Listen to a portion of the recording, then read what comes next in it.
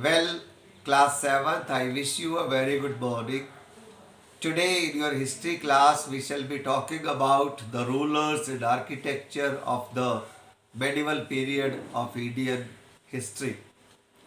See, the medieval period of Indian history saw a great development in architecture. The great rulers of this period built tremendous monuments, mosques, temples, gardens, forts, palaces. We shall be discussing about them one by one. Huh.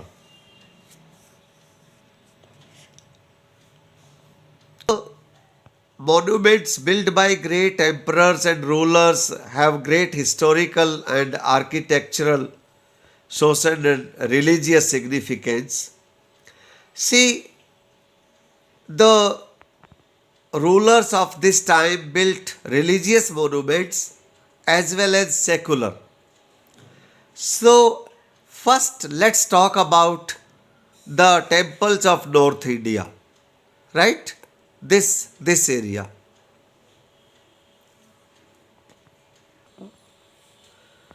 There were so many temples and monuments built from 900 CE to 1300 CE in India that all cannot be mentioned here. Besides the old centers, new art centers were being patronized by Pals, Chalukyas, and the Chols, the Ganges, the Rajput rulers. Let's talk about the North India first. Most of the temples constructed during this time were dedicated to Lord Vishnu or Shiva. This style of temple architecture prevalent in North India was known as Nagada style.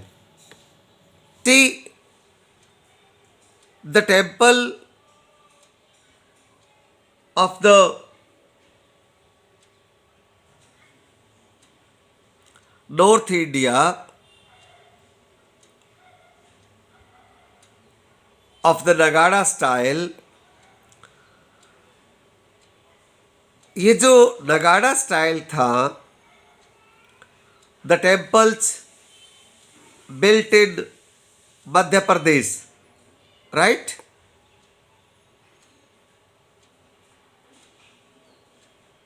At Khajuraho. The temples were built by Chandels, the Parsavnath temple, the Vishwanath temple, and the Kandriya Mahadev temples were constructed in the same Nagada style. See here, you can see the Kandriya Mahadev temple, the Sun temple, Jain temple, Jagannath temple, Puri, and the Khajuraho temple, and of course, Lingaraj temple, Bhubaneswar. So, all these temples, you can see similar architecture, and this was Nagada style, right? Then you can see the Dilwara temples, right? Mount Abu.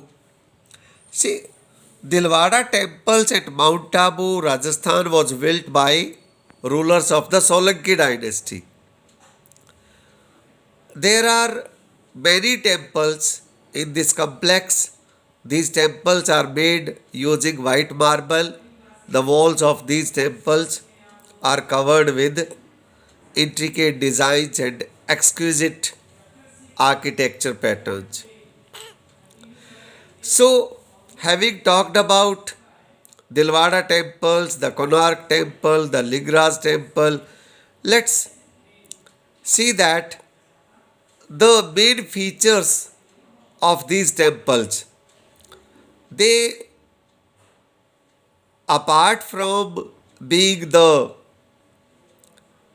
places of worship, they also collected revenue from the villages and took part in business activities. Some of them, such as Somnath Temple, were very rich. The beautiful temples at Khajuraho were built between 950 CE to 1000 CE. The effect of height of Kandriya Mahadev temple is enhanced by deep basement and a reduplication of the tower. Floral and human sculptures have been engraved on its walls that add to its beauty considerably. The famous Dilwada temples at Mount Abu, built by Vimal Saha in 1032 CE, is dedicated to Adinath. Now we shall talk about South Indian temples. The Pal, the Pandyas, and the Chols.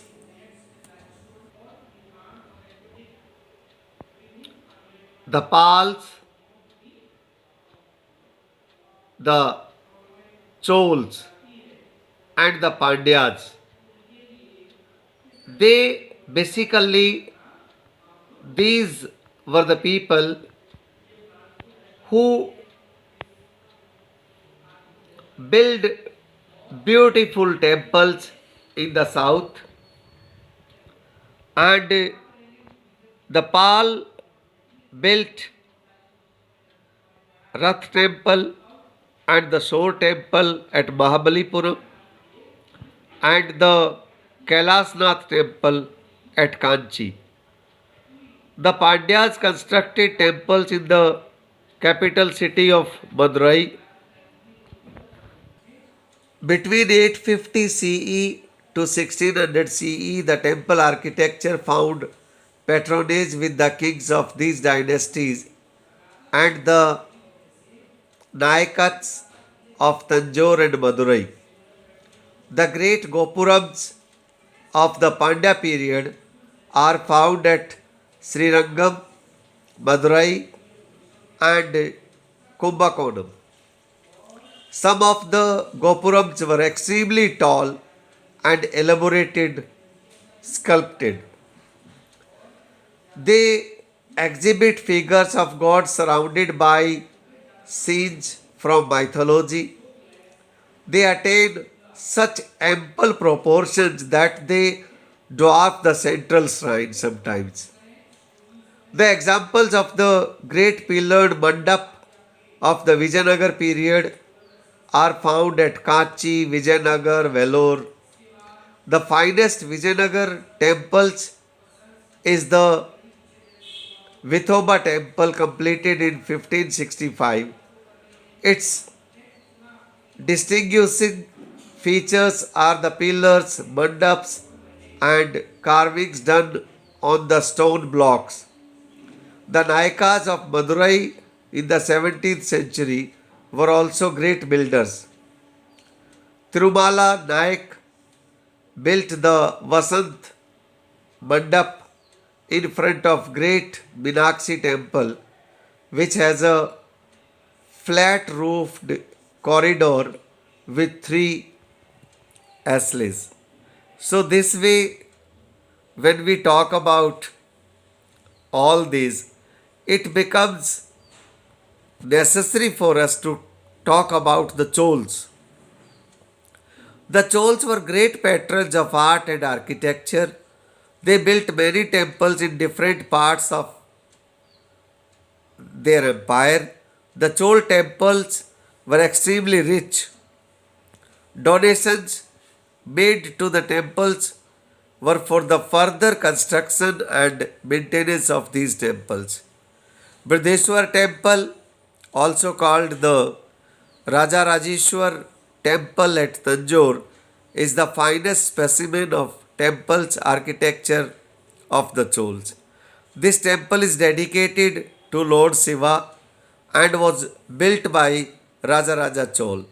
The inner walls of the temple are covered with fine sculptures and inscriptions that provide historians with valuable information. You can just have an eye on Brideshwar temple here. And we were talking about the Gopuram of the southern style, that is Dravidian style. Just see the Gopuram of the Meenakshi temple, and it is rightly said that sometimes they even out height the central shrine. See how beautiful, and see the decoration part of the Gopuram. This is the Gopuram of the Meenakshi temple, right? This is the main feature of the southern India temples, right? We shall talk about the Indo-Islamic architecture in the next video. Till then, it's goodbye. Thank you for joining.